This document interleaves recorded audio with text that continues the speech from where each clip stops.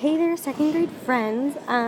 This read aloud is coming to you from the Sky Harbor Airport here in Phoenix, as requested.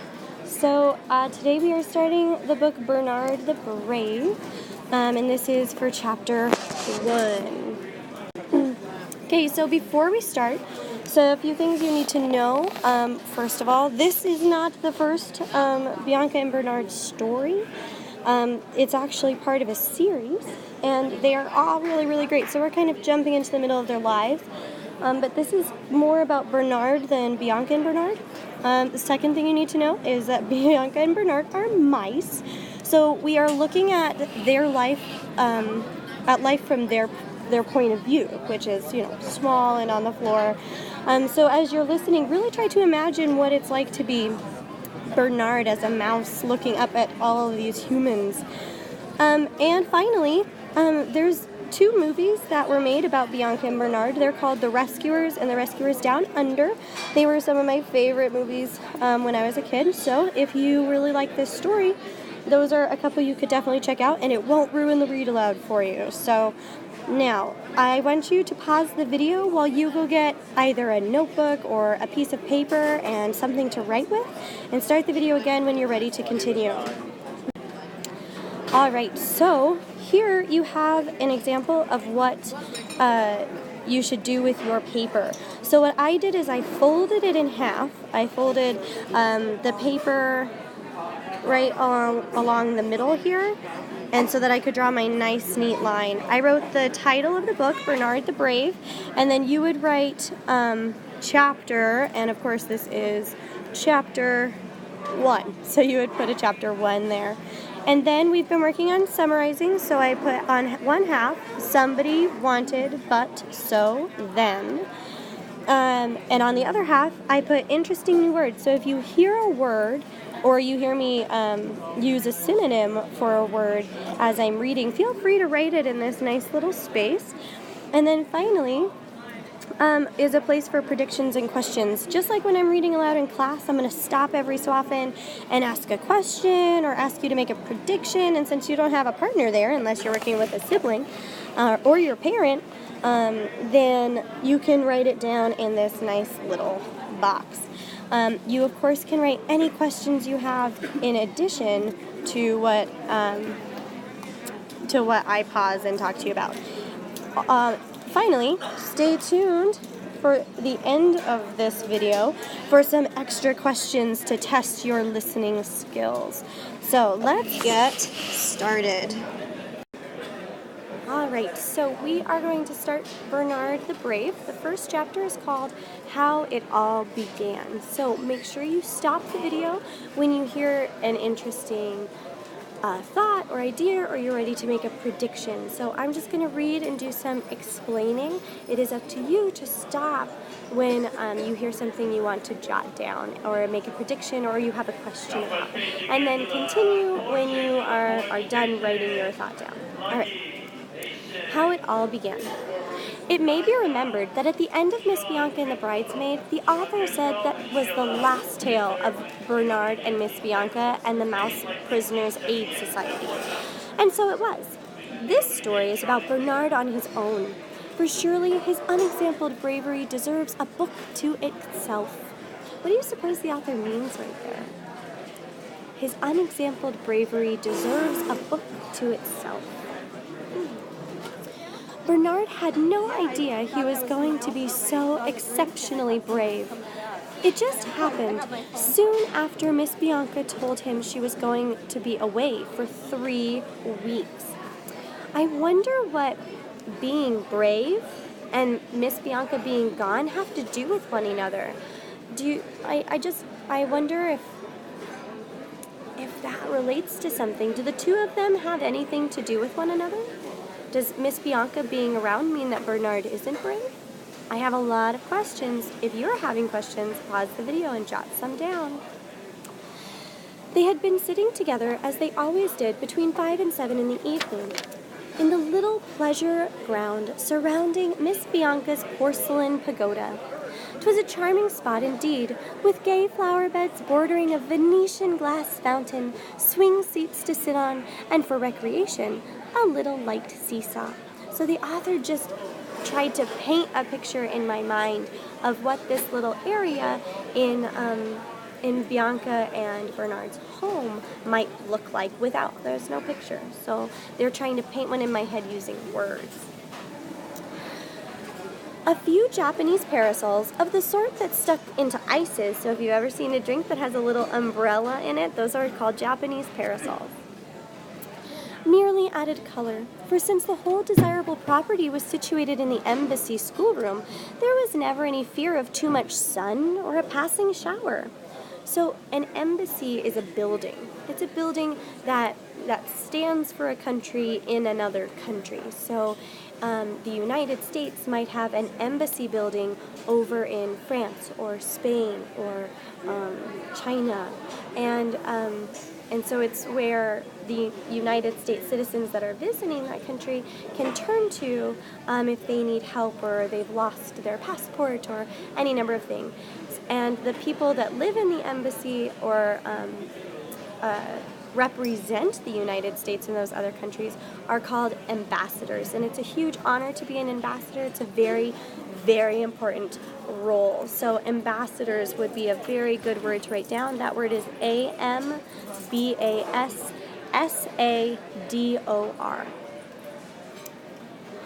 The schoolroom was where the boy, the ambassador's son, did his lessons.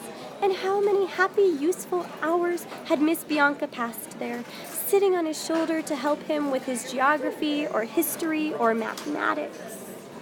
So here, Bianca sits on the shoulder of the little boy while he's doing his lessons. What a funny thought. Not even his tutor objected to her presence after the boy's mother, the ambassadress, had explained that Miss Bianca was quite a friend of the family. I want you to think, how could it come about that a mouse would become friends with a human family? For the ambassadress knew nothing of Miss Bianca's hair-raising extracurricular activities in connection with the MPAS. So the MPAS is the Mouse Prisoners Aid Society. To her, Miss Bianca was just an exceptionally intelligent and charming white mouse. Charming indeed was Miss Bianca, with her silvery fur and huge brown eyes. The eyes of most white mice are pink. Miss Bianca's were the color of topaz and fringed with long, dark lashes. There the author goes again, trying to paint an image in my mind without giving me a picture to look at. So, topaz is a type of stone, T-O-P-A-Z. So if you were to look it up on Google, you would be able to see what color Bianca's eyes are. Okay. Bernard was never tired of looking at her. Beauty always appeals, particularly to the plain, and it must be admitted that Bernard himself was plain as a boot. What do you suppose that means? What does it mean to be plain as a boot?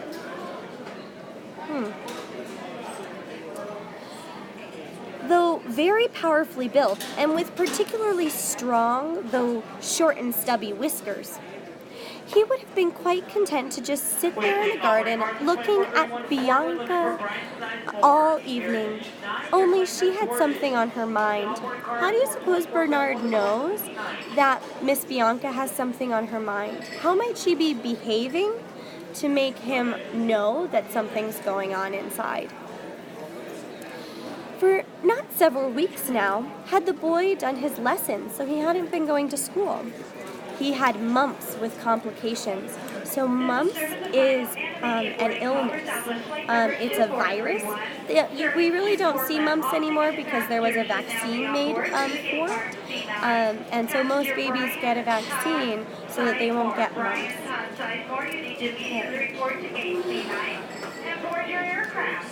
He had mumps with complications, and the very next day was to be taken to convalesce in the bracing air of a winter resort in the mountains.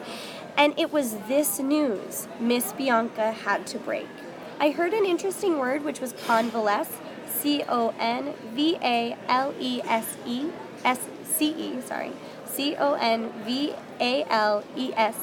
and that is a fancy word for rest after being sick. So if you've gotten really sick and then you take some time to recover, even though the sickness is done, we call that convalescing. "My dear Bernard," said she, interrupting the companionable silence, "you know the boy is well on the road to recovery." "Oh, good," said Bernard. "I remember you telling me he had mumps." "And he is now to be taken," continued Miss Bianca, "to convalesce in the bracing air of the mountain resort." "Very sensible," said Bernard. "One of my nephews, would it be Nimble, didn't properly get over the mumps before catching the measles. That's another sickness. It's no wonder he couldn't remember the name. He had 70 nieces and nephews. Wow, that's a lot. How long is the boy going for?" 3 weeks, said Miss Bianca, "and I'm very much afraid, dear Bernard, that I shall be away for the same length of time. We leave tomorrow morning." That's kind of last minute. She should have told him before then. It was a few moments before this information sank into Bernard, then agitated, rest. "Away? For 3 weeks?" he exclaimed. "Why, Miss Bianca, that's ages and ages." So 3 weeks were to a mouse. "Why on earth must you go as well?" "The boy happens to be rather attached to me," said Miss Bianca modestly. "As well he may," snorted Bernard, "but he'll have all that bracing air to console him. What about me, left behind with no more than a whiff from the cheese factory?" "I shall come too," declared Bernard. "I know you always travel in the boy's pocket, but if I have to hitchhike, I'll make it. I've never seen a mountain," he added. "We could look at one together, Miss Bianca." Miss Bianca sighed. Fond as she was of her old comrade, that means friend, comrade, and thoroughly as she appreciated his sterling qualities, she felt she was going to have her hands quite full enough without looking at mountains with Bernard. "Actually, I'd relied on your watering my garden for me," she said.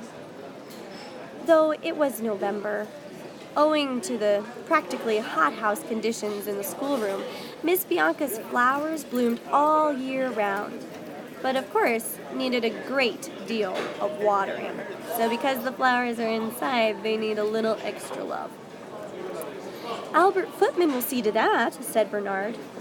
"Actually, since Albert Footman has been courting one of the chambermaids," said Miss Bianca, for once rather censoriously, meaning quietly or under the radar. "He's little better than a broken reed, my poor daisies. There's a little pink one just coming out." Bernard paused a moment. Then, "You mean you'd rather I stay behind to water your daisies?" he asked. "To be frank, yes," said Miss Bianca. "'Twould be the greatest comfort to me." Since anything that would be a comfort to Miss Bianca was okay with Bernard, he, however, reluctantly, gave up his plans to hitchhike and promised to stay behind on the job. He little guessed that when Miss Bianca came back, her garden would be dry as a bone. Next morning, off the big Rolls Royce, that's a car, rolled bearing the boy and his mother to their mountain resort. The ambassador couldn't go with them owing to his ambassadorial duties. The ambassadress saw her son slip Miss Bianca into his pocket, but only smiled. As had been said, she was very fond of Miss Bianca herself. It was she who had given Miss Bianca the silver chain she always wore around her neck, and also realized that to be parted from his best friend might well set back the boy's convalescence. However, since the boy's pocket already contained 2 fish hooks and a lump of toffee, Miss Bianca was out again as soon as she was in, and he had to turn his pocket quite out before she could travel in reasonable comfort. Then off the car rolled, bearing the boy and his mother and Miss Bianca to the bracing airs of the mountain resort, leaving Bernard behind. He couldn't even wave goodbye. There were too many footmen about, helping put the luggage in the car. But the car rolled off, and Bernard was left alone. I wonder how he's feeling right now. It's only for 3 weeks, he told himself bravely. I'll have time to get my stamp album in proper order. So Bernard collects stamps.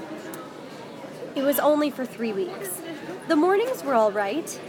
First, he went and watered the pagoda garden, also cleaned out, turning the tap off first, the Venetian glass fountain. Then there was all the MPAS correspondence to see, for he was still its secretary, though Miss Bianca had long retired from being its Madam Chairwoman. That's kind of like the president of the club. And after lunch, his stamp album to occupy him, so he's trying to keep himself busy. But between 5 and 7, he simply didn't know what to do with himself. Think back to the story. Why is it that between 5 and 7 o'clock in the evening, he doesn't know what to do? Why those specific hours? Some of his neighbors in the cigar cabinet, where he had a flat, invited him to wine and cheese parties. Since the ambassador stopped smoking, his cigarette cabinet was one of the best mouse addresses going. One of Bernard's neighbors was a fashionable doctor. One a fashionable doctor optician, one a chartered accountant. Wine and cheese parties were part of their way of life. So they're kind of fancy people, or fancy mice. And we know that Bernard, as the author described him, is kind of plain. There was one almost every evening, so there was one of those parties every evening. But Bernard soon found them, if anything, a bore. The conversation so regularly turned on the wonderful adventures he shared with Miss Bianca. Not that the object of these adventures, the rescuing of prisoners, much interested such sophisticated, worlding mice. To their discredit, none was even a member of the MPAS. They just wanted to hear about the celebrated Miss Bianca. I'm wondering how Bernard is feeling about everyone talking about Miss Bianca and missing Miss Bianca, and how that's making him feel inside. Tell us more about Miss Bianca in the Black Castle, begged Bernard's neighbor. How wonderfully brave she must have been to face that terrible cat. Actually, it was me he had in its clutches, said Bernard.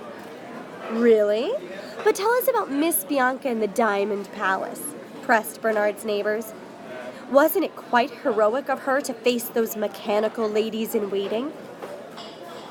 Actually, it was me, disguised as a knife grinder, who finally pulled off the rescue, said Bernard. But no one seemed to want to hear about his heroism at all. Thus, a rather sore and unhappy mouse was Bernard, ere Miss Bianca had been gone but a week. Stumping gloomily back to his own flat after a wine and cheese party, he slammed the door and put "out" on it, and resolved not to open it again. So it's kind of like he's saying, I'm closed, no one's here, go away. As the first step toward becoming a hermit, he went straight to bed, and having rather drowned his sorrows at the wine part of the wine and cheese party, went straight to sleep. So he So the word hermit, Hermit, means someone who is like never comes out of their house. They stay inside, they don't talk to anyone, they don't see anyone, they don't hang out with anyone. And so he's going to bed. He's like, I'm done. And he doesn't want to deal with anyone because no one was interested in talking or listening to him. Okay. How long he slept, he didn't know. But it must have been in the small hours of the morning that he was aroused by a loud, repeated knocking on his out front door. Botheration, thought Bernard. Whoever it is can just go on knocking. Why is Bernard reacting that way? But it was more than a knocking. It was a positive battering. Knock, knock, knock, knock, knock, knock. Someone's banging on his door. It was enough to wake all the neighbors. Also, it didn't stop. At least I'll give whoever it is a piece of my mind, thought Bernard, as he got grumpily out of bed and opened up. There on the threshold stood a mouse so aged and decrepit, actually on crutches, so apparently incapable of kicking up such a row on his own. Bernard instinctively looked past him to see if there wasn't a gang of young Halloween rowdies with him. But no, he was alone. And Bernard realized that what he'd been banging on the door must have been a crutch, used practically as a battering ram. So this mouse that's come to the door, he's described as aged and decrepit. So that's kind of old and weak. Decrepit is weak, kind of feeble even. And he's using crutches to walk, and that's what he's been banging against the door because he couldn't actually knock with his fist because he's too weak. So he was using his crutch to bang against the door. You've been long enough answering, complained the old mouse. When there isn't a moment to lose, you are Bernard. If you mean, am I the permanent secretary of MPAS, answered Bernard stiffly, I am. And I think you might have better manners than to come banging on my door when you see out on it. However, since you seem to know my name, what can I do for you? I don't suppose you can do anything, said the old mouse. Lead me to Miss Bianca. I'm afraid she's away, said Bernard, more stiffly still, enjoying the bracing air of a mountain resort. Away? For how long? Panted the old mouse. 3 weeks, said Bernard. Actually now, 2 weeks minus 1 day. Then it may be too late, cried the old mouse, and stumbling in before Bernard could stop him, he collapsed into Bernard's best armchair with his crutches on the floor beside him. Well, as you're here, I suppose you may as well get it off your chest, said Bernard, resigningly. The end of chapter 1. So a lot of things happened in that chapter. That was a pretty long chapter, 20 whole minutes. So, on the next screen are going to be some questions that relate to what you listened to in this chapter. And I'd like you to write them down on the back of your piece of paper you were working on. And once you do, you can always bring those to me when we get back. I would love to see all of your notes and what you thought about the first chapter of Bernard the Brave. Thanks for watching. Tune in next time.